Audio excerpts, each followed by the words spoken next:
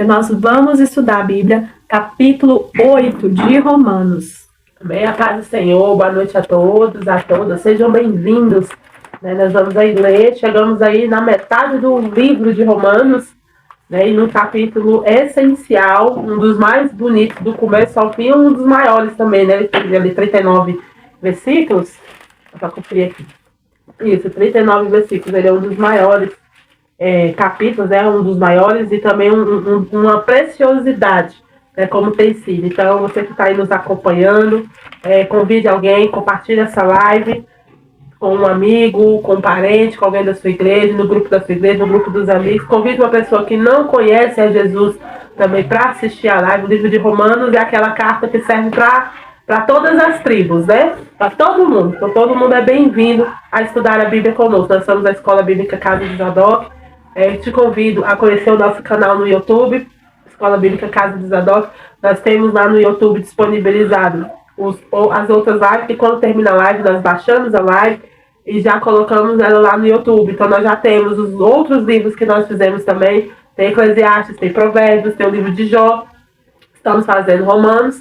E também tem estudos bíblicos, tem seminários, tem pregação, tem louvor no nosso canal lá para poder edificar a sua vida. E é muito bonito, para você que está chegando aqui agora, nós estamos fazendo os livros da Bíblia, capítulo por capítulo. Estamos lendo e aí nós vamos explicando a questão do contexto, a aplicação para os dias de hoje. É muito importante, principalmente em livros, livros que têm uma valiosidade tão grande para a gente nos dias de hoje, O Novo Testamento tem muitas coisas para o novo tempo com Jesus Cristo.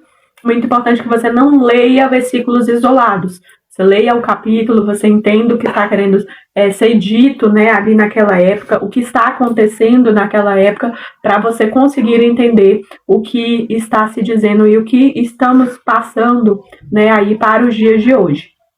O livro de Romanos, se você não assistiu aí do 1 ao 7, tem lá no YouTube, como a Nayara falou. Se você ainda não se inscreveu no YouTube, você procura depois no YouTube Escola Bíblica Casa de Zadok. Você se inscreve no nosso canal. Lá nós estamos sempre atualizando os capítulos que você não assistiu. É importante que você assista, principalmente no livro de Romanos. Ele é um livro que você tem uma introdução, você tem um meio e você tem aí o contexto final. Você tem uma crescente do que Paulo está explicando. Para quem não sabe, esse livro de Romanos ele é um livro que Paulo escreve, uma carta para os romanos, a igreja de Roma, mais ou menos ali no período entre 57 depois de Cristo, Cristo já veio, morreu por nós na cruz, os discípulos estão expandindo o evangelho através das viagens, através das igrejas, das pregações. Nesse período, as igrejas elas eram núcleos nas casas das pessoas, como havia muita perseguição, tinha o culto ao imperador, Cláudio, ele vem colocar ali um pouco antes de Paulo escrever essa carta, mais ou menos uns 8 anos antes, o imperador Cláudio coloca a regra que se você não adorar o imperador, você morre. E aí as pessoas elas começam a sair de Roma, se refugiar em outros locais para tentar sobreviver. E aqueles que ficam são perseguidos e muitas das vezes são mortos. Então é uma igreja que passa pela resistência, de ser perseguida muito forte. Então, elas têm vários núcleos ali de casas, de pessoas que recebem o evangelho, aceitam Jesus Cristo como seu salvador, se unem para poder ter direito a alimento, para poder pegar quem tem condição financeira, quem tem condição de cuidar, às vezes a mulher é viúva, ou às vezes tem órfãos, às vezes tem pessoas que não têm condição financeira de sobreviver, e a igreja se une aí para ajudar uns aos outros. Então, Paulo escreve essa carta, ele está ali na sua terceira viagem da sua missão, escreve essa carta porque ele pretende visitar a igreja de Roma, e ao contrário do que muitos imaginavam, Paulo ele não vem elogiando, não vem glorificando a igreja, não vem dando parabéns pela igreja, está resistindo ali à perseguição. Ele vem colocar pontos muito específicos do que a igreja precisava se consertar, o que nós chamamos de exortação. Ele vem falar para os judeus, vem falar para os gregos e vem falar para os gentios. E aí ele fala a respeito, nos primeiros capítulos, a respeito de não merecermos a graça de Deus, de não termos participação no pagamento de Jesus na cruz. Ele vem falar a respeito da fé, né, de você crer em Jesus Cristo como Senhor e Salvador. E aí nós chegamos aqui no capítulo 8. Então vou ler com vocês do versículo 1 até o versículo 11, que são a primeira bloco, né, de versículos aí que a gente vai entender desse capítulo. Antes de eu começar a ler, agora eu espero que você já tenha separado a sua Bíblia, seu caderno, sua caneta para a gente poder estar anotando. Vamos orar, pedir sabedoria da parte do Senhor, para que a gente consiga entender o que está sendo lido. Este livro é só um livro, muitos teólogos leem ele, estudam ele a vida inteira, mas sem o Espírito Santo não há transformação na nossa mente. É necessário o Espírito de Deus para que a gente consiga ser transformado, tá bom? Senhor Deus Todo-Poderoso, Pai, muito obrigado pela Tua graça, Tua misericórdia e o Teu cuidado conosco. Pai, perdoa os nossos pecados, as nossas falhas. Aonde, meu Deus, meu Pai, esse estudo chegar, cada alma que for alcançada, Pai, por este estudo. A Tua presença também se faça presente neste lugar e se faça presente aonde essa pessoa está. Pai, abre os nossos olhos, abre os nossos ouvidos, o nosso entendimento, Pai, para que possamos entender a Tua palavra, para que possamos ser transformados, Pai, pela Tua palavra, que não sejamos mais os mesmos que chegamos aqui e sentamos, mas que possamos sair, Pai, diferentes, que a Tua palavra possa ser guardada no nosso coração, e que enquanto estivermos ministrando, Pai, o Teu estudo, diminua a Nayara, diminua a Bárbara, cresça o Teu nome, toda honra e toda glória seja sempre dada a Ti, Pai, e que o Senhor tenha liberdade, Pai, para curar, libertar, transformar, Pai, a vida de cada um que for impactado por esse estudo. É o que nós Te pedimos, Pai, com fé cremos desde já, em nome de Jesus. Amém? Então, vamos lá, capítulo 8 diz assim: Agora, pois, já nenhuma condenação há para os que estão em Cristo Jesus, porque a lei do Espírito da vida em Cristo Jesus te livrou da lei do pecado e da morte. Porquanto o que fora impossível à lei, no que estava enferma pela carne, isso fez Deus enviando o seu próprio Filho em semelhança de carne pecaminosa e no tocante ao pecado.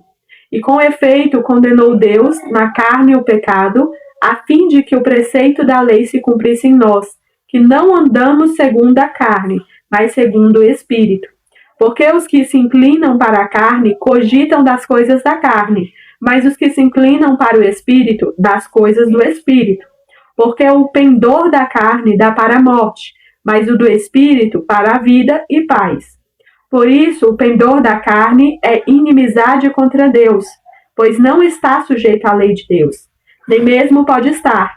Portanto, os que estão na carne não podem agradar a Deus. Vós, porém, não estáis na carne, mas no Espírito. E se de fato o Espírito de Deus habita em vós, e se alguém não tem o Espírito de Cristo, que tal não é dele. Se, porém, Cristo está em vós, o corpo, na verdade, está morto por causa do pecado, mas o Espírito é vida, por causa da justiça.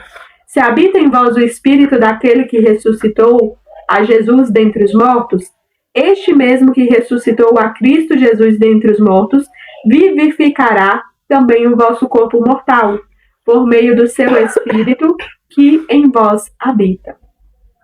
Nós temos aí um capítulo interessante do livro de Romanos, porque ele é um capítulo que tem várias informações, né? Você tira aí, hoje, com certeza, alguns vai passar batido por causa que só esse capítulo aqui, mano, nós faremos um estudo o mês inteiro, sim, só dele. Mas eu quero destacar 2 versículos. Primeiro, que é o primeiro versículo que fala, que é o mais conhecido, portanto, agora nenhuma condenação há para os que estão em Cristo Jesus, que não andam segundo a carne, mas segundo o Espírito. Quando Paulo está falando, portanto, ele está dando uma continuação. Lembrando que a carta, ela está escrita completa, ela não tem essa divisão de capítulos como nós temos hoje. A carta ela foi escrita um texto corrido, então ele está dando continuidade ao capítulo 7, que exatamente estava falando sobre você ser um escravo do pecado, um escravo de Cristo, você ter seu corpo mortificado por causa do pecado, que mesmo que você se policie, que você vigie, o seu corpo ainda está neste mundo, né, ao alcance do pecado. Aí Paulo vem dar essa boa notícia e fala, portanto, né, dando continuidade, agora nenhuma condenação há Porque na época da lei, quando você estava preso ao pecado, tinha uma condenação. Porque você sempre estava em pecado. Agora ele fala, agora nós não temos uma condenação. Uma condenação. Por quê? Porque agora nós estamos em Cristo Jesus. Essa condenação, ela não chega para aqueles que estão em Cristo Jesus. Porque as pessoas que estão em Cristo Jesus, ela tem uma característica, uma identidade, que no capítulo 8 fica muito evidente. Eles não andam segundo a carne, mas segundo o Espírito. Observe aí na sua Bíblia que esse Espírito está escrito com E maiúsculo. Então, quando você estiver lá estudando na sua Bíblia, que o E tiver minúsculo, ele está falando do Espírito do homem. Né? Nós somos corpo, alma e Espírito. Esse Espírito aqui é com letra maiúscula, então ele está falando do Espírito de Deus, o Espírito Santo. Quando tudo que se trata de Espírito, quando fala de vida, com letra maiúscula, ele está falando acerca de Cristo, acerca de Jesus, acerca do Espírito Santo. Então, Paulo está falando que aquele que está em Cristo Jesus, ele tem uma identidade, ele não anda segundo a carne. E a carne que ele está falando, ele não está falando só dos desejos da carne, ele está falando segundo a natureza humana. E o que isso quer dizer numa vida prática? Paulo está falando que aqueles que estão em Cristo, eles não são reféns da sua natureza humana. Sabe aquela pessoa que fala, eu falo desse jeito, entendeu? Porque eu nasci assim, eu nunca vou mudar, eu sou desse jeito. Esse tipo de identidade é uma identidade de quem é segundo a carne. É quando você se torna refém da carne. Mas ele fala assim que aqueles que estão em Cristo, a identidade deles é porque eles vivem pelo Espírito. Quando o Espírito Santo ele anda conosco e está em nós, o que é que evidencia que o Espírito Santo está lá? Às vezes a pessoa acha assim, quando a pessoa tem dom, né, quando a pessoa está, né, quando Deus usa muito a evidência, não, aquilo ali é uma manifestação do Espírito Santo. Eu sei quando o Espírito Santo está em mim, você, quando nós temos os frutos do Espírito. Quando a mansidão, quando o amor, quando a bondade. Esses são os frutos do Espírito, que o Espírito habita em nós. Então, se o Espírito Santo habita em mim, eu já não sou refém da minha carne. Eu sei que a carne, eu sei que os meus membros, eles operam o pecado no sentido que a natureza humana me faz isso. Mas parece que Paulo está sendo contraditório? Não, Paulo está falando assim, olha, se você viver no Espírito, você consegue equilibrar essa luta.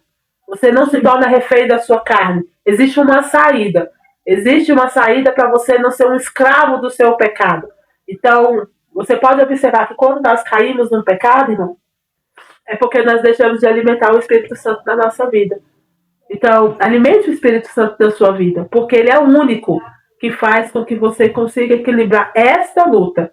Existe uma luta que hoje as pessoas inflamam, que é contra Satanás, contra o inimigo. Nós temos muitas armas contra o inimigo, irmão. O poder de Jesus, só de você falar o nome de Jesus, ele já sai. Mas essa luta, que ela é constante, ela é a maior luta que nós temos. É você se policiar, é você dominar a sua carne, é você não se tornar refém dos seus desejos, das suas vontades, dos seus prazeres, e ter uma identidade com Cristo. E essa identidade, ela é feita não pelos anos de igreja que você tem, não pelo cargo eclesiástico que você tem. Essa identidade, Paulo está falando, é quem anda segundo o Espírito.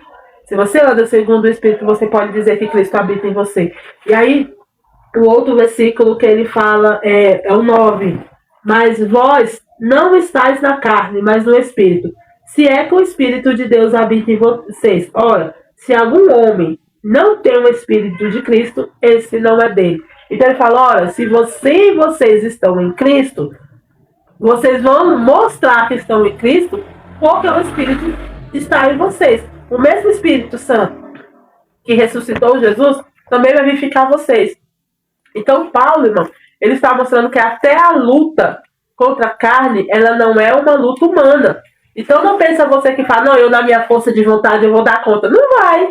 Você pode ter a maior boa vontade. Você não dá conta como ser humano. Porque ele está falando que é o Espírito que te vivifica, que te traz para Cristo. Porque você mesmo, com seus próprios pés, você não daria conta de vir. Você não daria conta de fazer. Então quando ele fala assim, olha, se vocês estão em Cristo, você demonstra que você está em Cristo quando o Espírito está em você. E ele te domina. Então, Talvez você aprendeu assim, não, eu tô em Cristo aqui, ó, eu tenho uma carteirinha da minha igreja, entendeu? Eu tenho o certificado, eu participo de tudo, eu tô todos os domingos lá, tô todos os cultos, tomei todas as ceias. Isso é uma parte da comunhão. Mas o maior sinal de que você está em Cristo é que o Espírito de Deus está em você. Que o Espírito de Deus há lugar em você. E ele encontra, irmão, esse lugar a partir do momento quando o seu corpo está morto. O que é o morto, irmão? O morto, ele não tem vontade, ele não tem reação. Então, quando Paulo fala assim que o seu corpo está morto, mas você está vivo pelo Espírito, é que ele sabe que nós somos pecadores, só que o pecado não domina a sua vida. Nós somos pecadores, irmão, nós somos falhos, mas nós não somos entregues ao pecado. Você precisa lutar. O pecado, ele tem que ser um acidente na minha vida. Ele não tem que ser algo pensado, algo raciocinado. Eu vou pecar amanhã, daqui a pouco eu peço perdão para Deus, que Deus me perdoe, que ele sabe que eu sou pecador. Isso aí não é pecado. Você já sabe que vai pecar e você não desvia. É como se eu estivesse andando no carro e eu tô vendo que ali tem uma barreira, eu falo, não, entendeu? Eu vou passar a barreira, eu vou ultrapassar ele, você não desvia. O pecado, ele tem que ser um acidente na nossa vida, não um costume. Não algo assim, eu sei que eu peco, entendeu? Então você não resiste. É assim mesmo. É assim mesmo, eu sou desse jeito, entendeu? Eu falo assim mesmo, eu me comporto assim mesmo. E não há um esforço, não, o esforço que eu falo aqui é de você se desviar. O Espírito Santo, ele te dá força para você desviar, você precisa desviar do mal. Então existem situações, hoje nós tivemos um discipulado lá na igreja, e a Bárbara teve a oportunidade para falar, e ela trouxe algo muito interessante. Porque você viver uma vida de santidade, ela te desvia de alguns caminhos. Mas existem alguns caminhos que nós vamos trilhar. Traições, tribulações, provas, tristezas. Muitas coisas, irmão, nós vamos vivenciar porque estamos na terra, somos terrenos. Né? Somos fadados a isso. A enfermidades, a tristezas, as situações. E a vida com Deus, ela te prepara para essas situações, mas ela não te isenta dessas situações. Né? Então eu não posso chegar aqui e falar agora que você vai viver no Espírito, você vai ser que nem um anjo, não vai nem pisar na terra, não vai sentir, não, isso não nos isenta. Né? Não é que você não vai pecar mais, vai virar um anjo e nunca mais vai sentir, não, você vai continuar sendo tentado, você vai passar por situações, isso não vai te isentar. Mas viver no Espírito não te torna escravo dessas situações. Isso não te torna você obrigado a mergulhar no mar do pecado. Porque se nós formos assim, não há espaço para o arrependimento. Por que você vai se arrepender de algo que você quis fazer? Por que você vai se arrepender de algo que você está com vontade de fazer, que você não se desviou, que você não se esforçou para não cometer? Então, não se gera um arrependimento verdadeiro assim. É interessante que essa primeira parte desse capítulo, ele vem dizendo muito claro para mim e para você que existe um peso para um lado e um peso para o outro lado. E ele vai chamar isso, né, porque os romanos conheciam muito bem essa questão de lei. Então Paulo ele vai usar um termo muito conhecido para que as pessoas entendam. E eu acho isso maravilhoso, irmãos. Eu acho na Bíblia a forma de Deus ter colocado tantos homens e tantas mulheres para escrever de maneiras diferentes, mas de maneiras muito claras, de forma que eu e você consigam entender, de forma que aquele contexto histórico, aquele povo naquela época conhecia muito bem. E Paulo ele faz isso, ele faz o comparativo da lei porque é algo muito fácil de ser entendido. E ele fala, olha, versículo 2, porque a lei do Espírito da vida, né, o Espírito de Deus, em Cristo Jesus, te livrou da lei do pecado e da morte. Então, nós fomos livres. Se fomos livres é porque estávamos presos, estávamos escravos, estávamos dependentes, dominados pelo pecado. Então, é o Espírito de Deus e nos livra, nos liberta. E aí ele fala no versículo 3, porquanto o que fora impossível à lei, no que estava enferma pela carne, isso fez Deus, enviando o seu próprio Filho, em semelhança de carne pecaminosa, no tocante ao pecado, e com efeito condenou Deus na carne o pecado. Então Deus, ele veio, né, sem pecado dele, ele toma para si os nossos pecados, e através do sangue de Jesus, aquilo que era impossível se faz.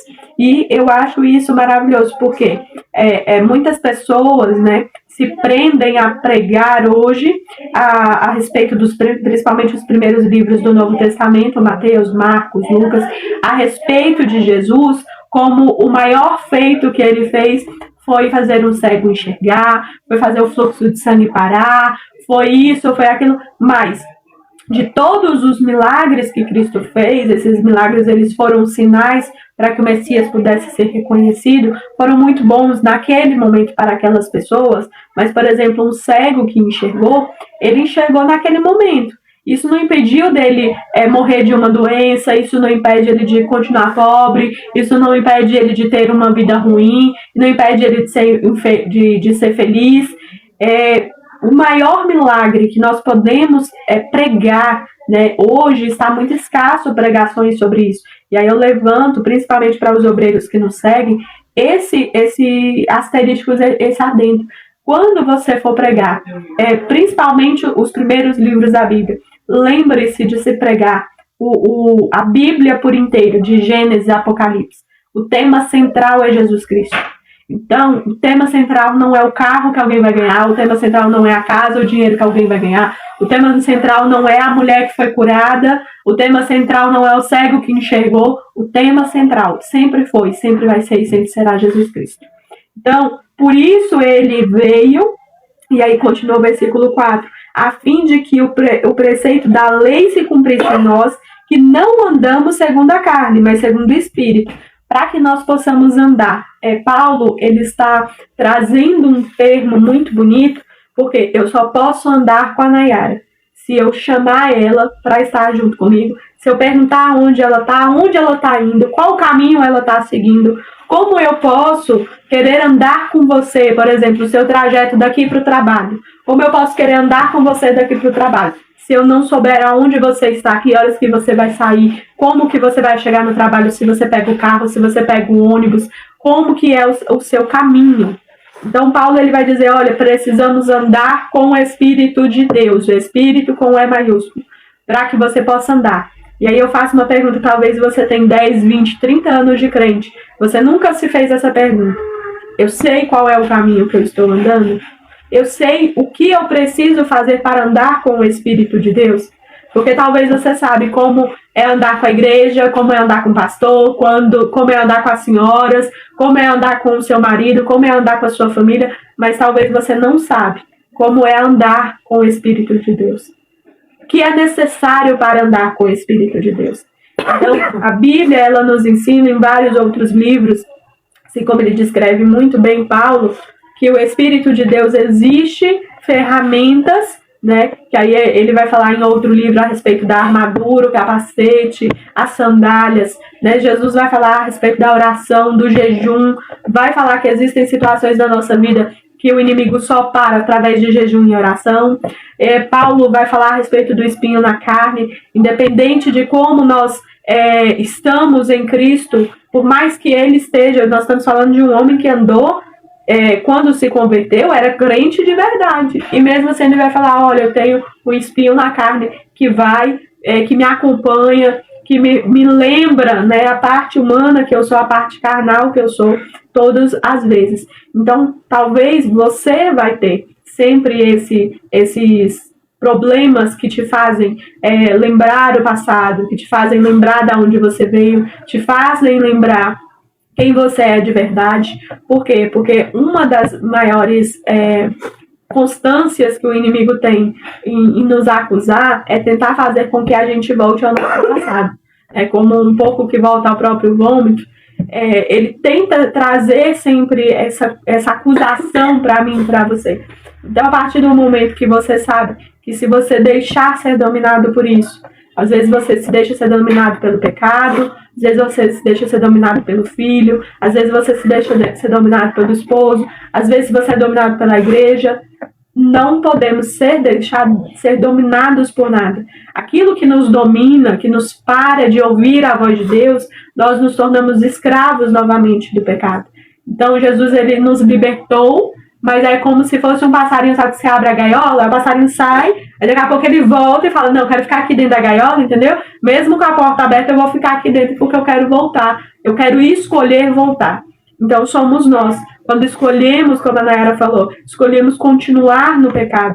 Você escolhe beber, você sabe que tem ambientes que se você chegar, você vai ouvir uma música que te chama, você vai ouvir, vai ter pessoas te oferecendo uma bebida que você não dá conta de recusar, você vai ter mulheres ou homens que vão dar em cima de você, mesmo você sendo casado, e você vai falar, não, entendeu, eu sou forte, sou crente, vou ficar aqui, entendeu, porque isso não me enche mais os olhos, né, isso não me atinge mais, eu gosto dessa parte, né, isso não me atinge mais, porque parece não me rebaixa. Não me rebaixa isso, entendeu? Eu vou ficar aqui. Até que dia? Até o dia que você não ter forças? Até o dia que você não conseguir? Porque naquele dia que você não conseguir, naquele dia que você não conseguir dizer não, é o dia que o inimigo tá... Ele é paciente, mestre nisso, ser paciente. Para naquele dia, basta uma vez, para ele destruir a sua vida, o seu casamento, o seu ministério, a sua vida, o seu exemplo como pai, como mãe. Então, ele tem essa paciência. Então, o livro de Romanos, principalmente esse início, ele vai dizer claramente, olha, existe uma inclinação, versículo 5, porque os que se inclinam para a carne, cogitam das coisas da carne. Ele não está dizendo aquela pessoa, entendeu, que chegou para fazer, aquela pessoa que queria fazer, aquela pessoa que decidiu fazer, não. Ele diz que, basta você parar para dar atenção. Basta você inclinar, você abaixar para olhar, você parar para olhar, você cogitar, olha, será que se eu fizer isso, entendeu? Qual é o estrago que vai fazer? Basta você cogitar, basta você inclinar, basta você querer a possibilidade. E ele vai dizer bem assim, mas os que se inclinam, os que param para olhar a palavra de Deus, param para ouvir o Espírito Santo, param para orar, param para cogitar o que Deus quer, ele vai falar das coisas do Espírito, porque há um pendor, há um peso que mostra pra gente um peso para a morte ou um peso para a vida. E aí ele vai falar versículo 7, por isso o pendor da carne é inimigo de Deus, é contra Deus. Por quê? Porque ele não está sujeito à lei de Deus, nem mesmo pode estar. Então, a leitura da Bíblia, o estudo bíblico, ele é muito importante, irmãos. Por quê? Porque ele nos ajuda nesse pendor. Ele nos ajuda a colocar os limites. Ele nos instrui como nos desviar do mal. Ele nos ajuda a entender o nosso papel nisso. E aí ele vai falar, portanto, né, o versículo 8... Portanto, os que estão na carne não podem agradar a Deus. Vós, porém, não estáis na carne, mas no Espírito. E se de fato o Espírito de Deus habita em vós, e se alguém não tem o Espírito de Deus, esse não é dele. Então, você pode ter carteirinha, você pode ter roupa, você pode frequentar a igreja, como a Nara falou, você pode tomar todas as ceias do ano. Se você não tiver o Espírito de Deus, se os frutos do Espírito Santo não estiverem em você, se as pessoas não forem capazes de olhar para você e falar, olha, esse é um homem, é uma mulher cheia do Espírito Santo. Se da sua boca sai palavrão, se da sua boca sai mentira, se da sua boca sai ódio, se da sua boca sai o desamor, né? Se tudo isso sai de você, o Espírito de Deus não habita em você. Então você está se enganando que está nos caminhos do Senhor. Você está perdendo tempo, você está, sabe, simplesmente se enganando os outros, que é o pior, né? Aquelas pessoas que chegam, e durante a minha juventude eu tive muito testemunho disso, aquelas pessoas que falavam assim, então, eu sou um homem ou uma mulher de Deus, entendeu? Mas o testemunho dele, os frutos do Espírito, ele não tinha. E aí eu olhava e falava assim, se for para mim ser crente igual fulano, eu não quero ir para a igreja nunca. Eu não quero, olha, eu cheguei a falar isso, eu cheguei a falar, olha, eu não quero estar dentro da igreja, eu não quero ser pastora, eu não quero ter relacionamento com pastor, eu não quero participar de nada disso. Por quê? Por conta do testemunho das pessoas, por saber que pessoas que não eram cheias do Espírito Santo estavam ali se passando por. Então, assim, nós às vezes nos enganamos. Hoje, eu tenho, né, pena, né, porque eu sei que Deus, se Deus não tiver misericórdia dessa pessoa, essa pessoa vai passar 20, 30 anos ali dentro da igreja se enganando, e ela vai ouvir do Senhor, olha, eu não te conheço. Apesar dela ter tudo, ter toda a aparência, o Espírito de Deus, ele não habita, você não é dele. Quando você não tem essa vida, né, repetindo ali no início, quando você não tem uma caminhada com Cristo. Ele vai falar, eu sou o caminho, a verdade e a vida. Então existe um caminho, existe uma caminhada.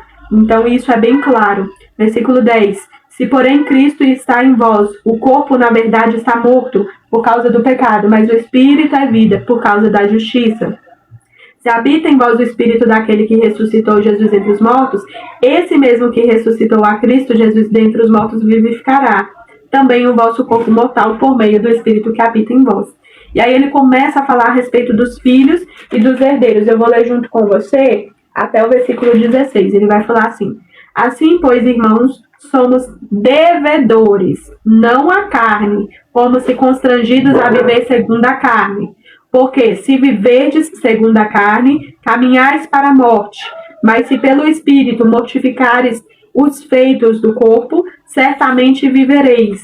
Pois todos os que são guiados pelo Espírito de Deus são filhos de Deus.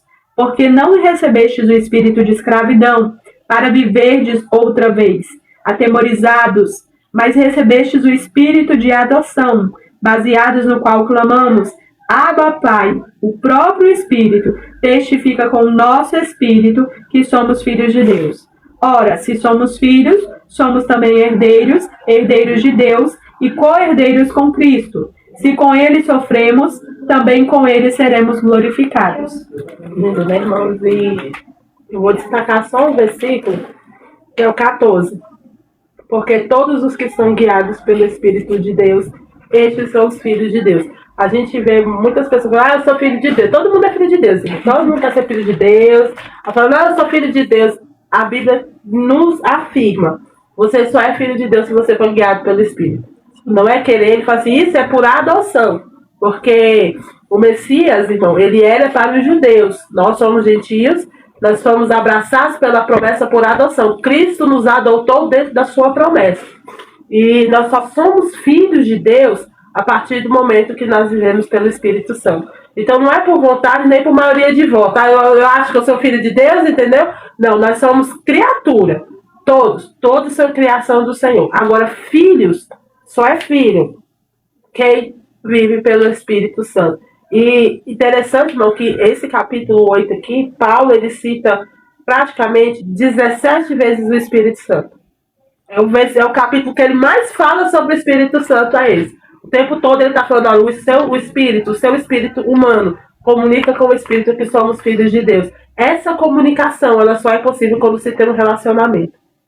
Você, para falar que é filho de Deus, o Espírito Santo tem que habitar na sua vida. O Espírito Santo tem que estar na sua vida. E aí ele vem falando o que é a obra que o Espírito Santo faz, de intercessão, de mudança, de comunicar para o seu espírito. O engraçado, irmão, que nada é da carne. O Espírito Santo não comunica com a carne, ele não fala com a carne, ele fala com o nosso espírito. E quando fala assim, olha, ele clama pelo Espírito. O Espírito Santo não quer saber nada da carne, porque a carne é falha. A carne está morta.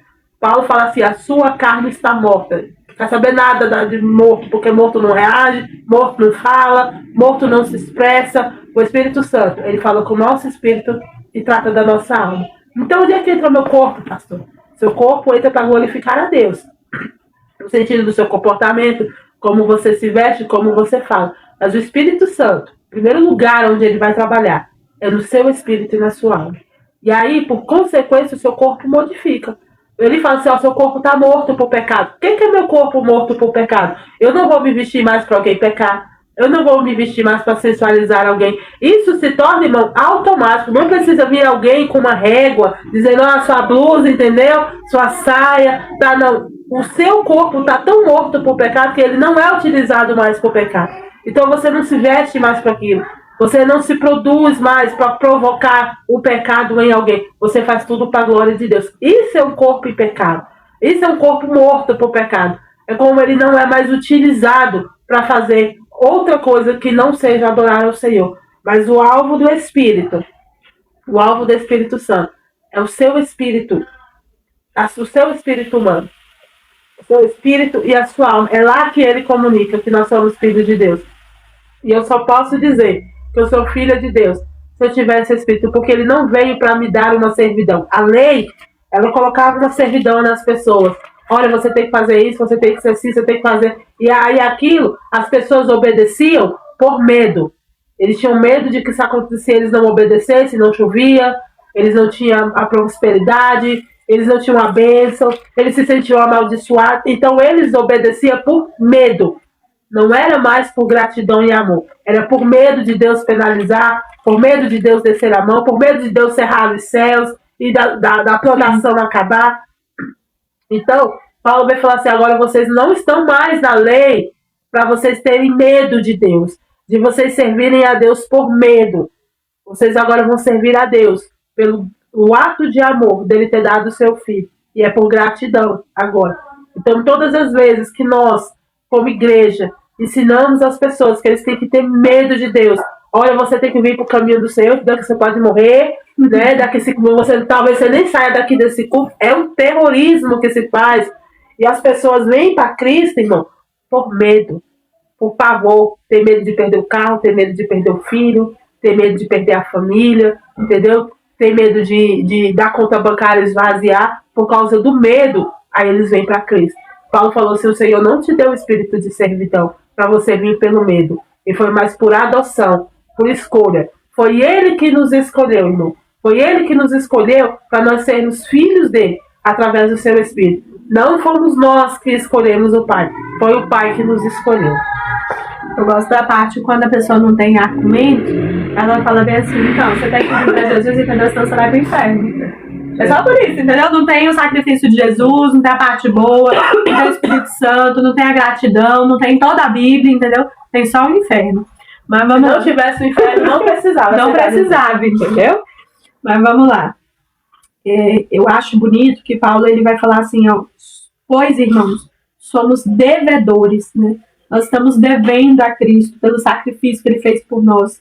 Nós somos devedores pela graça, pela misericórdia e nunca vamos conseguir pagar essa dívida. Ele vai falar assim, olha, não há carne, como se constrangidos a viver segundo a carne. Mas se viver segundo a carne, caminhais para a morte. Mas se pelo Espírito, aí o maiúsculo, né, o Espírito de Deus, mortificaremos os feitos do corpo e aí conseguiremos viver.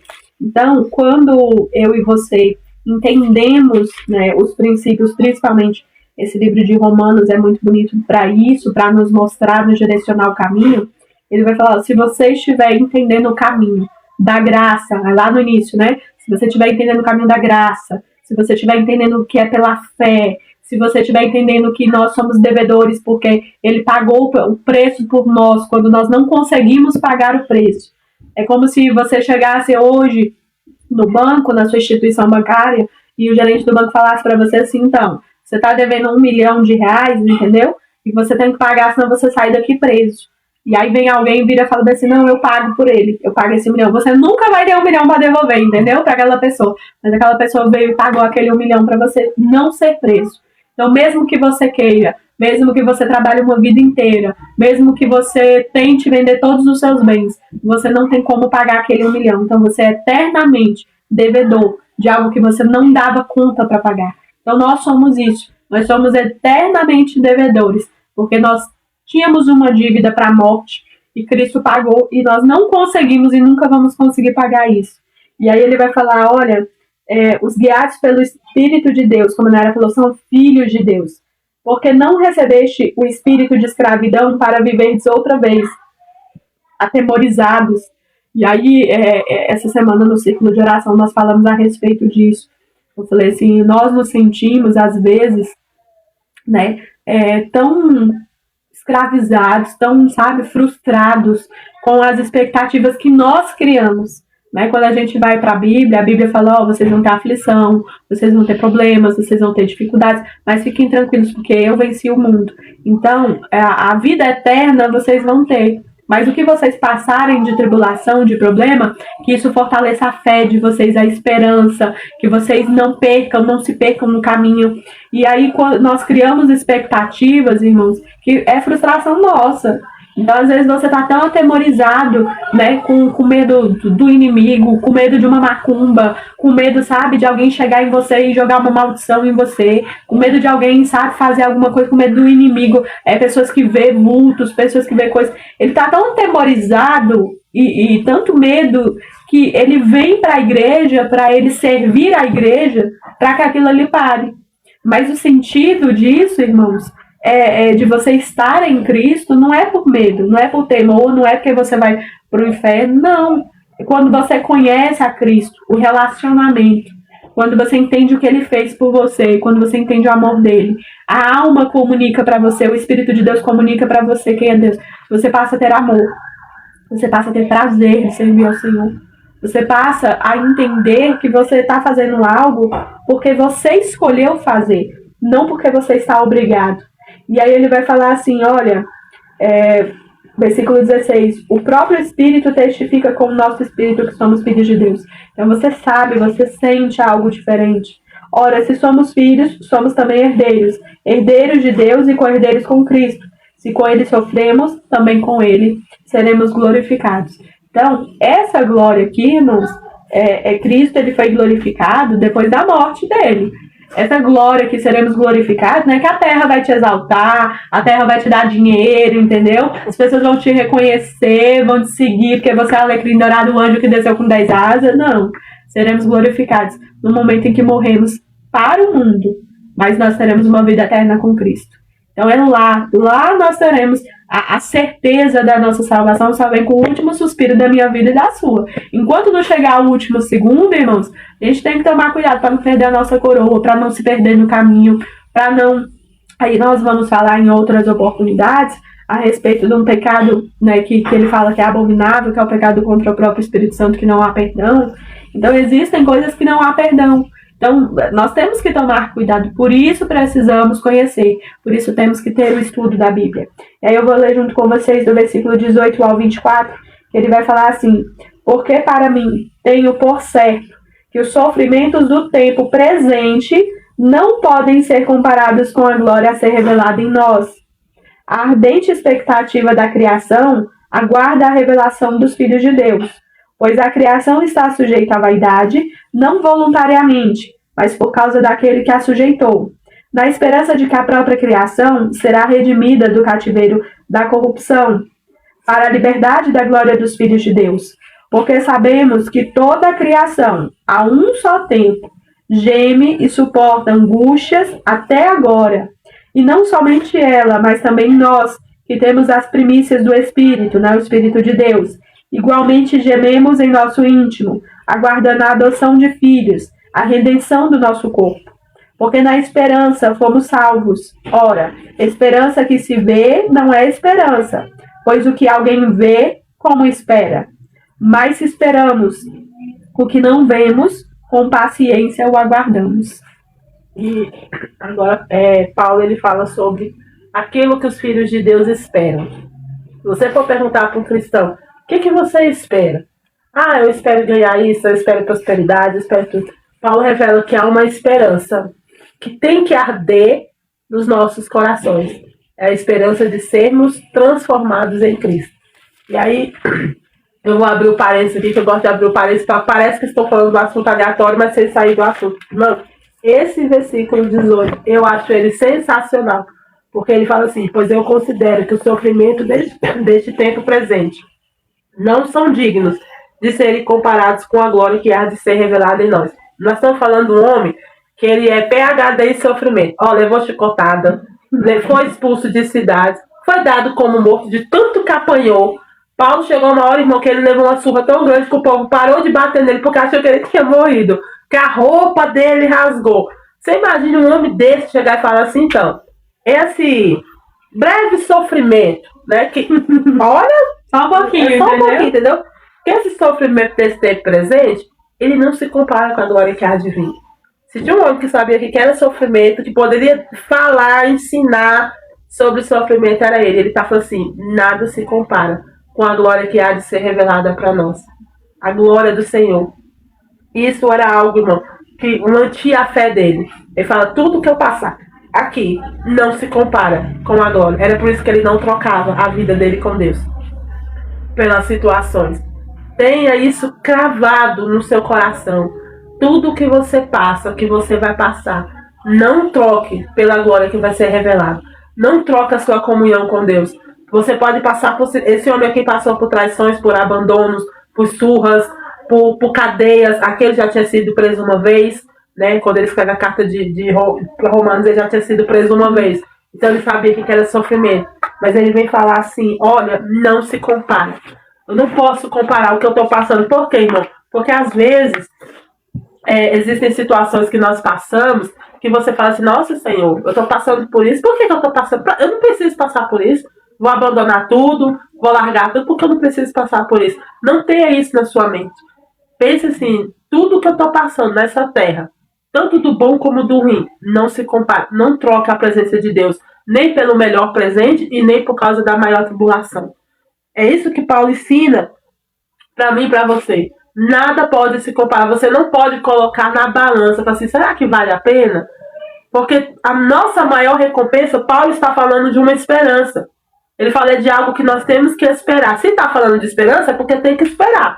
Mas a esperança do cristão, ela não tem que ser uma vida terrena. Não tem que, a nossa maior esperança, você pode ter, sim, expectativas de que você vai ter um bom emprego, que você vai ter uma família, que você vai conseguir sustentar a sua família. Isso são expectativas. Agora, a sua maior esperança tem que estar na glória do Senhor, no céu, irmão. No céu, na sua vida com Deus, na sua vida eterna. Essa tem que ser a nossa maior esperança. Porque quando isso ocupa o espaço da nossa maior esperança, nós não trocamos ela por nada. Você pode passar por decepção, como você vai passar. Quando nós lemos a Bíblia, irmão, não tem como. Você fala assim, nossa, eu não sabia que dentro da igreja tinha traidor. Você não sabia que era Judas, não, irmão? Eu não sabia que tinha fofoqueiro. Eu não sabia que tinha isso, que tinha... Tem. A Bíblia não nos engana, irmão. A Bíblia não nos engana. A Bíblia fala que tem fofoqueiro, tem quem mente, tem quem engana. Infelizmente, tem. Porque não é porque está dentro da igreja que são todos filhos de Deus. Paulo está falando, para ser filho de Deus, tem que ser guiado pelo Espírito. E quem é do Espírito, irmão, não engana, não mente, não trapaceia, não puxa tapete, não trai. Então, se as pessoas estão fazendo isso, eles são criaturas, eles não são filhos de Deus. Então, não é porque está dentro da igreja ou dentro de um ambiente cristão que é filho de Deus. Então, quando você lê a Bíblia e você estuda, a Bíblia te ensina isso, ela te vacina contra essas coisas. Então, quando a gente se decepciona, eu vou sair porque eu não sou obrigada a ficar em lugar assim, você tem que entender que o lugar, irmão, a igreja, ela não é um lugar perfeito. É um lugar onde nós estamos nos consertando. Porque a esperança que nós temos é que nós iremos para o céu. Por isso que o nosso corpo vai ser transformado. O nosso corpo vai ser resgatado. Porque se a gente for com esse corpo aqui, nós suja lá. Porque nós não somos perfeitos. Então, essa tem que ser a nossa maior esperança. Mas assim, olha, a esperança que nós temos é que a glória do Senhor se revele a nós. Qual é a sua maior esperança? Você que é obreiro da casa do Senhor, qual é a esperança que você tem plantado no coração das pessoas que você tem sido líder?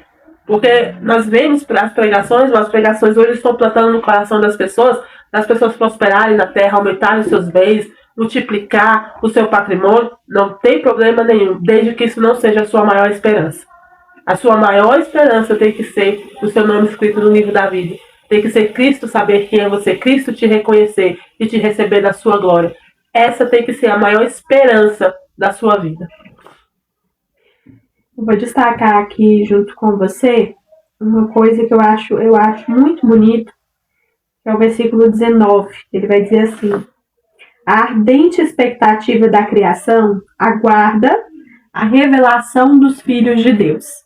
Então, a expectativa da criação, né? Gênesis, ele vai falar que Deus criou o mundo, céus, a terra, os animais, todos os animais aves e todos os animais terrestres e aquáticos e tudo, e a natureza. E ele vai falar, olha, há uma ardente expectativa. A criação, ela aguarda a revelação dos filhos de Deus.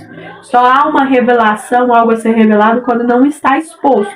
Precisa passar por circunstâncias que ativa, que revela, né, o que realmente está acontecendo. Por exemplo, um quarto escuro, precisa chegar uma lâmpada, precisa acender uma lâmpada para revelar o que está naquele quarto. Se tem um guarda-roupa, se tem uma cama, você precisa acender a luz para revelar. E a Bíblia ela vai dizer, olha, nós somos assim, a natureza, e os próximos versículos ele vai falar assim, a criação está sujeita à vaidade. No versículo 21 ele vai falar, na esperança de que a própria criação será redimida do cativeiro da corrupção para a liberdade da glória dos filhos de Deus. Porque sabemos que toda a criação, num só tempo, geme e suporta as angústias até agora, não somente ela, mas também nós, que temos as primícias do Espírito. Igualmente gememos em nosso íntimos e aguardamos a adoção de filhos, a redenção do nosso corpo. Então, o que isso me chama a atenção para mim e para você? A palavra de Deus, ela vai falar que nós estamos aqui para nos revelar como nós somos. A igreja imperfeita, ela revela o caráter ruim de algumas pessoas, mas ela também revela o caráter bom. Ela revela aqueles que não que andam no caminho do pecado, andam segundo a carne, mas ela também revela aqueles que andam segundo o Espírito. Para que ela revele, é necessária a luz do Espírito Santo. Então hoje nós temos que passar por isso. Todas as gerações de Gênesis até agora, e até quando chegarmos a Apocalipse, vai nos revelar. Um exemplo muito básico disso para quem tem filhos. Quando você nasce, o menino ali, a menina, você olha para a cara dele, é a coisa mais linda do mundo. Feio, né? Mas você acha a coisa mais linda do mundo. Que acabou de nascer, é seu. Aí você vai olhar para a cara dele e você não sabe quem ele vai ser no futuro. Você não sabe as escolhas, você não sabe a profissão. Ninguém te contou lá na maternidade se ele vai roubar, se ele vai matar, se ele vai passar em medicina, engenharia, e se ele vai passar numa faculdade boa ou não, se ele vai casar, quantos filhos ele vai ter. É preciso que as circunstâncias do caminho, da criação, o local onde você vai morar, as escolas que você vai colocar ele, tudo isso vai revelar quem ele é. E aí, quando ele chegar lá nos 30 anos de idade, você vai poder olhar para o seu filho e para sua filha e falar bem assim, então, meu filho se revelou ser um bom homem. Né? Muita mãe, quando vai casar o filho, né? O pai, quando vai casar a filha, fala assim, minha filha se revelou uma boa filha. Hoje eu estou casando ela, estou passando ela para o marido, mas ela se revelou uma boa filha. Para que isso se revele, foi necessária uma caminhada para você descobrir quem ele era, quem ela era. Nós, filhos de Deus, passamos por isso desde o princípio do mundo. E aí a Bíblia vai falar, a criação toda está aí esperando a gente revelar todos os filhos de Deus, até chegar o tempo de Apocalipse. Quando todos forem revelados, aí sim ele nos dará um novo corpo, uma nova vida, ele voltará, né, para que nós possamos, junto com ele, nos encontrar com ele. E aí eu acho bonito que ele vai falar, olha, é uma esperança, versículo 24, porque na esperança fomos salvos. Ele vai descrever aqui o princípio da fé. Crer em algo que não vemos, mas nós esperamos. Ele vai falar, só pode ser esperança se a gente não vê, porque ninguém pode ver o que espera. Porque se você vê, você já não está mais esperando. Então ele vai revelar que na esperança nós fomos salvos. Na fé nós somos salvos. E aí eu vou ler junto com você, a partir do versículo 26, vai dizer, também o Espírito, semelhantemente, nos assiste na nossa fraqueza. Eu imagino o Espírito Santo assistindo a gente, não falhar e errar. Porque não sabemos orar como convém. Mas o mesmo Espírito, que é o Espírito de Deus, né? Acho que ele fica com dó da gente. Ele intercede por nós sobremaneira. Então, não é de qualquer jeito, é sobremaneira. Com gemidos inexprimíveis. E aquele que sonda os corações sabe qual é a mente do Espírito de Deus. Porque segundo a vontade de Deus é que ele intercede pelos santos. Sabemos que todas as coisas cooperam para o bem daqueles que amam a Deus, daqueles que são chamados segundo o seu propósito, porquanto aos que de antemão conheceu, também os predestinou para serem conformes à imagem do seu Filho, a fim de que ele seja o primogênito entre muitos irmãos. E aos que predestinou, a esses também chamou. E aos que chamou, a esses também justificou. E aos que justificou, a esses também glorificou. Eu não vou entrar na parte da predestinação, deixarei para os teólogos, entendeu? Mas eu quero destacar a parte mais linda dessa parte que a Bárbara lê. Que ele fala bem assim, versículos 26. Semelhantemente, o Espírito também nos ajuda em nossas fraquezas, porque não sabemos o que devemos orar como convém. Mas o próprio Espírito intercede por nós com gemidos que não podem ser proferidos, que não podem ser falados. E aquele que examina os corações sabe qual é a intenção do Espírito, porque ele faz intercessão pelos santos segundo a vontade de Deus. Quando nós lemos esse versículo aqui, você sabe qual é a primeira coisa que a gente imagina? O Espírito Santo vai lá, pede, entendeu? chora. Deus fala, vou dar tudo que a Bárbara tá pedindo, né? Porque o Espírito Santo intercedeu. Só que, na verdade, se você for ler com carinho, aqui tá dizendo assim, que nós não oramos como devemos. E aí vem o Espírito Santo com gemidos que só o Pai entende. Vai interceder. Ele vai fazer essa ponte em que onde eu não alcanço. Você vê como Deus sempre busca o relacionamento com o homem. Quando o homem não pode ir a Deus, vê Jesus e faz a ponte.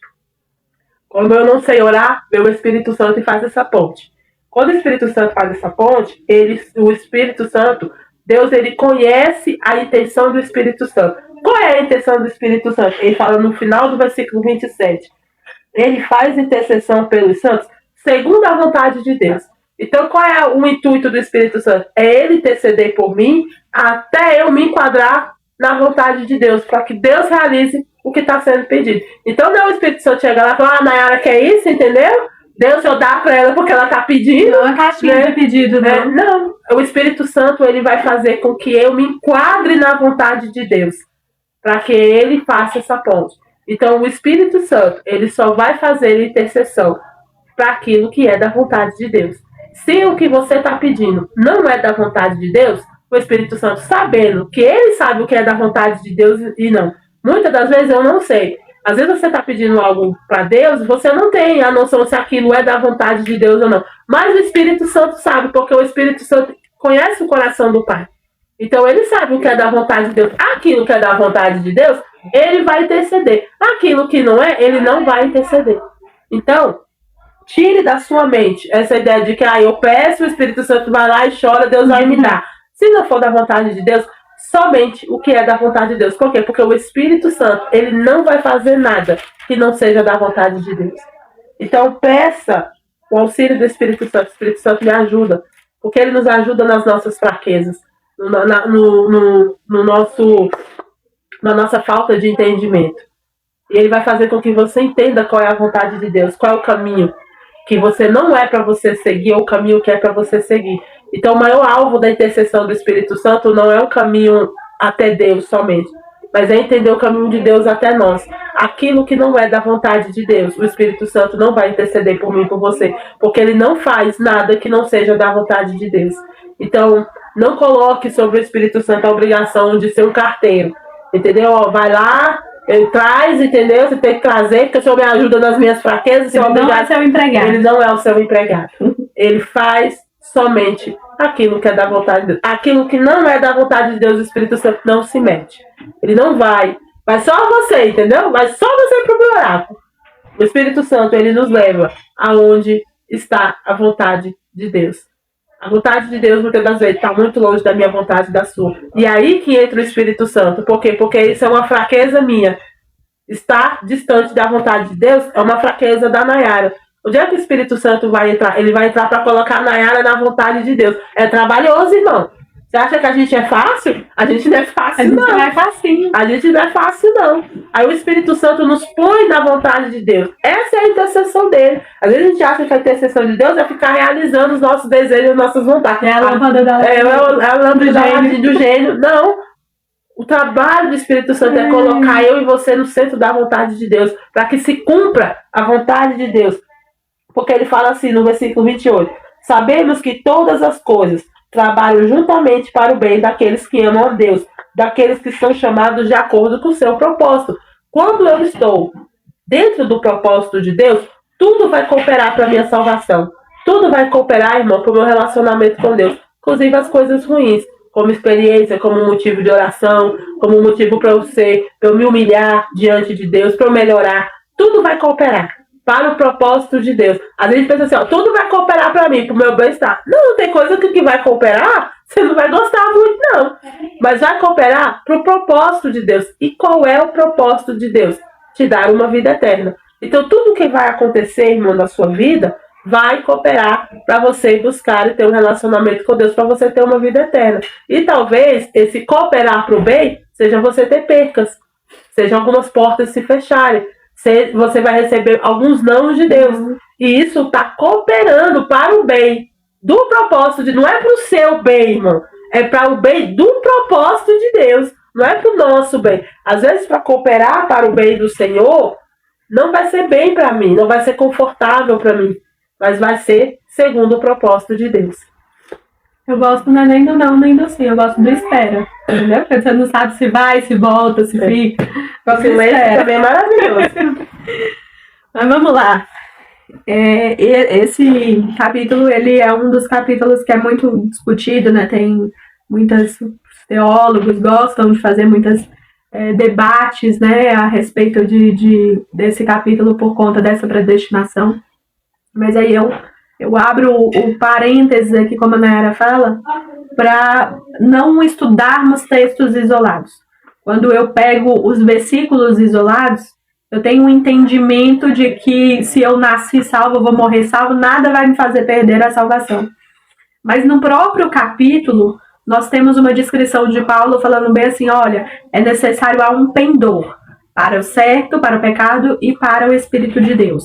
Há um caminho, você precisa andar neste caminho para que o seu caminho não seja de morte, para o seu caminho ser de vida. Em outros livros, ele vai falar, olha, cuidado para você não perder a sua coroa, que é a coroa da salvação. E aí ele vai dizer bem assim, em outros locais, que nós temos, né, nós somos testemunhos vivos para a glória de Deus. Nesse próprio contexto desses versículos, ele vai falar, olha, o Espírito de Deus, ele assiste às nossas fraquezas, né? Que às vezes nós não sabemos como orar, como ele nos ajuda. Mas quando ele descreve isso, ele fala para mim assim, olha, a Nayara, ela tem uma vida que ela está andando no caminho para a vida, ela está andando no caminho para Deus, e porventura ela falha, ela tem uma fraqueza, não é porque ela quis, né? Ninguém gosta de ser fraco, ninguém gosta de cair, ninguém gosta de errar, ninguém gosta de pecar, de fazer errado, porque é quando você tem uma vida com Deus, até porque quando você tem essa vida com Deus, quando você falha, quando você erra, esse próprio capítulo vai falar, olha, o Espírito de Deus, ele comunica, você vai sentir aquele peso, você vai sentir que algo não está certo do que você está fazendo, você se constrange, você se arrepende, você pede perdão, e aí eu vou, dentro desse parênteses, eu vou dizer a opinião da Bárbara, tá? A opinião Bárbara, aqui para vocês, que quando Paulo vem falar, olha, está predestinado a algo, eu associo muito esse livro de Romanos a um relacionamento de pai com filho, porque na maioria dos exemplos Paulo vai trazer esse relacionamento de somos filhos de Deus, somos co-herdeiros com Cristo. Eu dei o exemplo aqui da criança que nasce e você não sabe o que ele vai se tornar, porque nos versículos anteriores ele vai falar que a criação está assistindo nós sermos revelados, os filhos de Deus sermos revelados. Então, existe uma predestinação quando o seu filho nasce, por exemplo, você tem um patrimônio aí vamos usar o mesmo exemplo, R$1 milhão. Você tem um patrimônio, ele está predestinado a ser um herdeiro. Ele tem uma herança de R$1 milhão, ele é predestinado às melhores escolas, a ter aquele dinheiro, a ter uma vida confortável, a ter tudo aquilo bem traçado. Por quê? Porque você tem pais bons, você tem dinheiro para isso, você tem um local de moradia muito bom, mas isso não significa retirar o direito dele de abrir mão de tudo isso. Isso não significa que ele não vai crescer e vai fazer escolhas erradas, que ele não vai crescer e vai recusar estudar nas escolas boas, porque às vezes ele vai ser expulso dessa escola por uma má conduta. Às vezes o dinheiro todo que você deixou para ele não basta, ele pode perder tudo, como a gente vê que vários herdeiros acabam quebrando e morrendo falidos. Então, ele ter esse destino predestinado, porque Cristo nos fala que ele veio para ter um relacionamento conosco e ele quer ter um relacionamento comigo e com você, não significa que eu e você não tem o direito de dizer não. Não significa que eu e você não tem o direito de jogar tudo para fora, tem o direito de escolher o caminho errado. Esse é um dos maiores armadilhas, minha opinião, novamente vou falar Bárbara, que o inimigo coloca para mim e para você. Eu já estou salvo, entendeu? Então agora eu vou fazer tudo que há de errado. Aí eu estou jogando o restante do livro de Romanos fora. Eu estou jogando o restante do discurso de Paulo, que vai falar, olha, há um pendor. Se há um pendor, se há uma balança, é porque no juízo final, aí os outros livros da Bíblia vai falar para mim e para você, principalmente Apocalipse, que nós seremos julgados pelo que nós fizemos aqui. Então, se eu me garanto na salvação de Cristo, porque aceitei Jesus Cristo como seu Salvador e não preciso fazer mais nada, eu estou jogando o restante do livro que Paulo escreveu fora, eu estou jogando Apocalipse fora, eu estou jogando que será revelado aqueles que são e aqueles que não são. E esse versículo que ele fala, a criação está assistindo. os filhos serem revelados. Através da sua atitude, através do seu pensamento, através do seu perdão, através do seu trabalhar para Cristo, através de tudo que Cristo deixa para mim e para você. E ele vai dizer bem aqui, ó, versículo 27. Aquele que sonda os corações sabe qual é a mente do Espírito, o Espírito de Deus, porque segundo a vontade de Deus é que ele intercede pelos santos. Sabemos que todas as coisas cooperam para o bem daqueles que amam a Deus, daqueles que são chamados. Você já viu um chamado que foi chamado pelo concurso? Você foi chamado. Não significa que você vai passar em todos os requisitos, entendeu? Não significa que você vai passar na prova para a polícia, na hora de correr, na hora de fazer a barra, na hora de fazer as coisas. Não significa que você não pode perder esse direito. Por que eu acredito nisso? E aí eu vou falar o meu posicionamento, Bárbara. Porque senão nós seríamos apenas fantoches na mão de um Deus. E eu não creio nesse Deus que nos torna fantoches disso. Eu creio num Deus que nos tratou e sempre está nos tratando desde a fundação do mundo, como filhos, com livre-arbítrio, como pessoas que ele quer ter um relacionamento, ele quer se achegar a nós, mesmo sem a gente merecer, mesmo a gente fazendo tudo errado, ele continuou tentando. E aí todo o livro do Antigo Testamento ele vai me dizer isso, ele continuou tentando, ele não desistiu de nós. E eu acho isso muito bonito. E aí ele vai falar, olha, serem conformes à imagem do seu filho, nós né, precisamos ser conforme a imagem do filho, a fim de que ele seja o primogênito entre muitos irmãos. Então eu preciso fazer algo para ser imagem ao filho. Não é algo que vem entendeu? Eu não acordo, entendeu? Querendo ser boa, eu não acordo querendo, sabe, jejuar, orar, eu não acordo, sabe, por mim mesma, entendeu? Se você deixar, você vai querer ir pra praia, você vai querer comer tudo que você vê pela frente, você vai querer passar o dia todo na cama. Você não vai querer sair do seu conforto, entendeu? Pra ouvir uma pessoa falar pra você que não quer te ouvir, entendeu? Que não é pra você orar por ela, que não é pra você falar do evangelho por ela, não é pra você fazer as coisas de Deus. Então nós temos esse esforço. Ele fala, olha, aos que predestinou, ele nos chamou, né? Aos que chamou, esses também justificou. E aos que justificou, esses também glorificou. Então, ele chamou e ele nos justificou através da morte de Cristo. E aí eu vou ler o restante junto com vocês, que ele diz assim, versículo 31. Que diremos, pois, à vista dessas coisas? Ele indaga. Se Deus é por nós, quem será contra nós? Aquele que não poupou o seu próprio filho, antes, por todos nós o entregou por ventura, não nos dará graciosamente com ele todas as coisas? Ele indaga. Quem tentará acusação contra os eleitos de Deus? É Deus quem os justifica. Quem os condenará? É Cristo Jesus que morreu, ou antes quem ressuscitou, o qual está à direita de Deus, e também intercede por nós. Quem nos separará do amor de Cristo? Ele indaga. Será tribulação, angústia, perseguição, fome, nudez, perigo ou espada? Como está escrito, por amor a ti, somos entregues à morte o dia todo. Fomos considerados como ovelhas para o matadouro. Em todas essas coisas, porém, somos mais que vencedores, por meio daquele que nos amou. Porque eu estou bem certo de que nem a morte, nem a vida, nem os anjos, nem os principados, nem as coisas do presente, nem do porvir, nem os poderes, nem a altura e nem a profundidade, nem qualquer outra criatura poderá separar-nos do amor de Deus, que está em Cristo Jesus, nosso Senhor. Essa parte que a Bárbara falou, né, da predestinação, as pessoas falam que tem um grupo, né, que já está escolhido, e que esse grupo não tem escolha, porque já está escolhido. Eu acho interessante que no versículo 32, Paulo fala assim, aquele que não poupou seu próprio filho, mas entregou por todos nós. Então, Paulo está falando, ele se entregou por todos. Não foi pelo grupo. Por você, Bárbara, pela Nayara. Foi por todos. Então, essa parte do versículo que fala sobre o amor de Deus, eu acho essa, irmão, a maior guerra contra a religiosidade. Porque aqui está dizendo que nada nos separa do amor de Deus. No amor de Deus, você diz que Deus nos alcança com o seu amor. E aí Paulo enumera nos 3 níveis. Nível físico, nível carnal e nível espiritual. Ele põe tudo. Ele põe fome, ele põe principados, ele põe potestade, que são coisas espirituais, de grandeza. Ele coloca coisas pessoais, ele coloca como a nudez, ele coloca espada, ele põe praga, ele põe tudo de todos os níveis. Falar assim, o que pode acontecer para te separar do amor de Deus? E o que me chama a atenção é que Paulo está falando que na via do amor de Deus para nós, não há nada que nos separe. E esse amor ele é representado por Jesus Cristo. Mas quando nós falamos de nós para Deus, aí já tem uma coisa que nos separa, que é o pecado. Sim. O pecado não me deixa chegar perto de Deus. Não quer dizer que Deus deixa de me amar.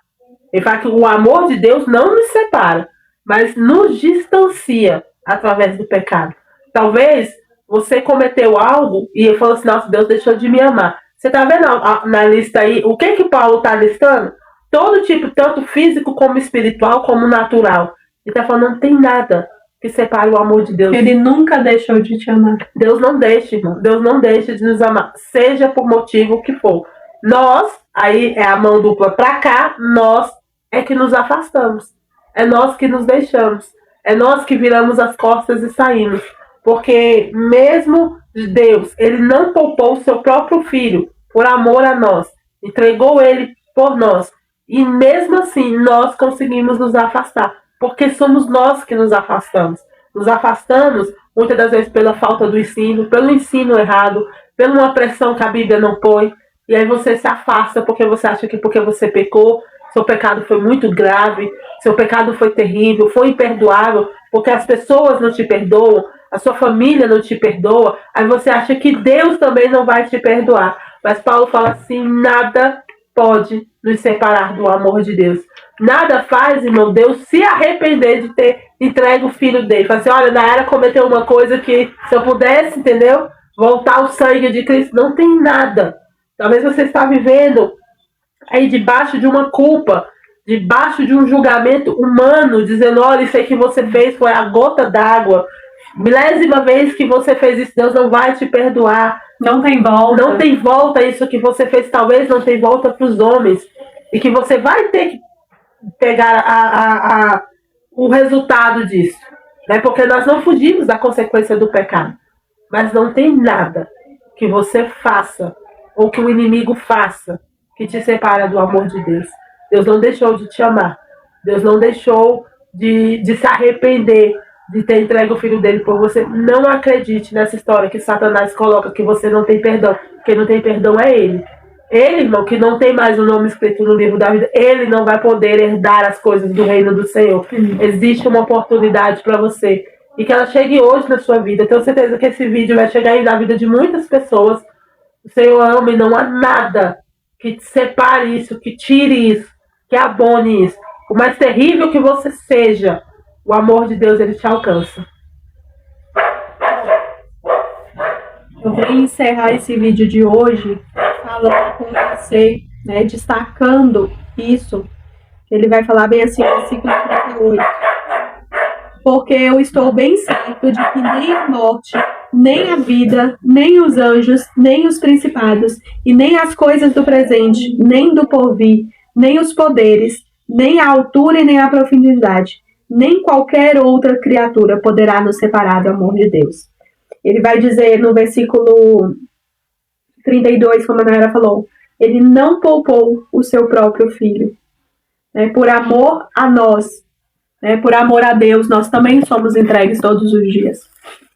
E esse entregue, irmão, ele é muito... Paulo, se você ler o contexto todo do capítulo 8, se você ler do capítulo 1 até o capítulo 8, ele vai falar, olha, há uma escolha, e ele não poupou nem o filho dele. Já pensou, irmão, se Jesus chegasse lá na cruz e falasse bem assim, então, Deus, eu vim aqui, entendeu, eu vi tudo isso, não vou terminar o sacrifício que eles não merecem, entendeu? E ele estava certo se ele fizesse isso. Já pensou? Mas ele não foi poupado. Deus também não parou. Igual Abraão teve a oportunidade de parar a mão e não fazer o sacrifício do filho, Deus poderia ter falado, olha, meu filho, entendeu? Não vai fazer isso, não vai completar porque ninguém merece. Mas ele não parou. Ele foi até o final, por mim e por você, para que nada que é humano, nada que é espiritual, nada que é carnal, nos separe do amor dele, porque ele fez a ponte, ele fez o caminho, ele fez a escolha por nós de morrer por nós. E a única coisa que ele pediu, olha, quem quer, pegue a sua cruz e siga-me. Então, essa, para ele, a cruz foi o caminho que ele passou esses 3 anos e meio, que ele sofreu, que ele teve fome, que ele teve sede, que ele jejuou, que ele orou por pessoas ingratas que às vezes não voltaram nem para agradecer, por pessoas, entendeu, que estavam ali na multidão com ele por causa da multiplicação do pão, por discípulos que passou com ele os 12 e na hora da cruz largou ele. Olha todo o exemplo que Cristo deu do que é passar o caminho pelo Espírito de Deus com a sua cruz, passar um caminho imperfeito, um caminho cheio de tribulação, de problema, de pessoas, né? Além do inimigo, porque ele mostra que Satanás foi tentar ele, mas ele também mostra as dificuldades que ele teve com as pessoas. Não foi com Satanás, foi as pessoas também que fizeram mal, que não quiseram ouvir ele, estavam ali de frente com o Messias e, olha, fecharam os ouvidos. Então, como a Nayara falou, há tantas vertentes nesse capítulo que nós poderíamos destacar do caminho, do Espírito de Deus, do testemunho, mas nós vamos destacar nessa oração específica para você que achava que não tinha jeito, que achava que não tinha volta. E aí Jesus vem e fala, olha, não tem nenhuma condenação, não há nada que me separe do amor de Cristo por você, porque ele morreu na cruz, o amor de Deus por você. Então que o Espírito Santo possa tocar no seu coração no dia de hoje, que você possa voltar para os caminhos de Deus. Não é para a igreja, não é para o serviço de uma empresa, não é para as pessoas, não é por conta das pessoas que nós fazemos o que fazemos. Estar aqui nessa live, por exemplo, não é por conta das pessoas, porque talvez se fosse por conta das pessoas, nós, tantas críticas, tantas, questões que as pessoas levantam para nos ofender no nosso pessoal, na nossa vida particular, para que nós venhamos parar de fazer. Talvez nas nossas falhas, nas nossas imperfeições, talvez a gente não tenha o melhor cenário para você, o melhor microfone, as melhores roupas, entendeu? Tantas críticas vêm das pessoas. Mas Cristo, ele vem e fala, olha, tem pessoas que assistem e muda a vida dela, muda o relacionamento, muda a visão dela por Cristo, a visão da vontade dela ler a Bíblia, ela aprendeu a estudar a Bíblia, sabe? Mudou a vida de... Pode ser uma pessoa, irmão, pode ser uma, que seja alcançada. É por Deus que nós continuamos a caminhada. Então, se você parou de caminhar com Cristo, com Ele, por causa disso, por causa de pessoas, por causa de problemas, por causa do mundo espiritual, por causa do mundo físico, que hoje você volte, mas que você volte diferente, para nunca mais sair dos caminhos do Senhor. Porque Paulo fala, vai haver um peso, vai haver uma medida, vai haver aqueles que caminham que serão revelados filhos de Deus. Se vai haver os revelados filhos de Deus, também vai haver os revelados filhos do diabo.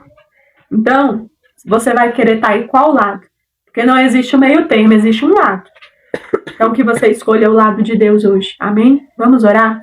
Senhor Deus Todo-Poderoso, Pai, muito obrigado pela tua graça, tua misericórdia e teu cuidado.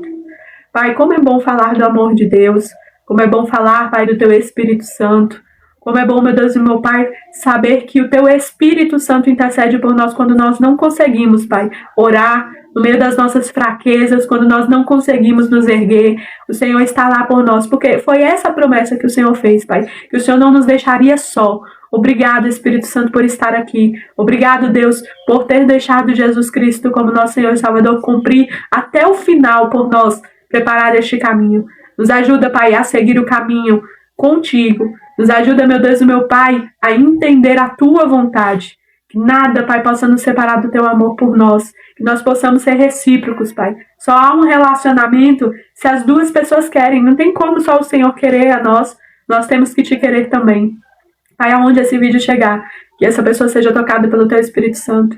Não são as nossas palavras que vão convencer a tua presença, Pai.